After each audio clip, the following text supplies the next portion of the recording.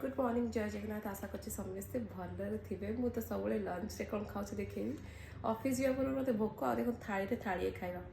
ଚାହା ପିଏନି ମୁଁ, କିନ୍ତୁ ଏଥିପାଇଁ ଚାହା ପିଉଛି କାରଣ ମୋ ତଣ୍ଟି ଖରାପ ହେଇଯାଇଛି। ତ କେଉଁମାନେ ଏଇ ବିସ୍କୁଟ୍ ଖାଇଛ କୁହ?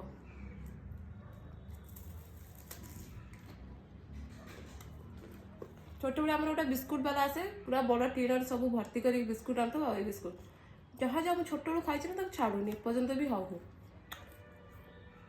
ଆଉ ଏଇ ଜିନିଷଟାକୁ ଚୋବେଇକି ହିଁ ଖାଇବାକୁ ପଡ଼ିବ। ତଥାପି ମୁଁ ବେଶୀ ନୁହେଁ, ଟିକେ ଚୋବେଇ ସାରିଲା ପରେ ଖାଇଦିଏ।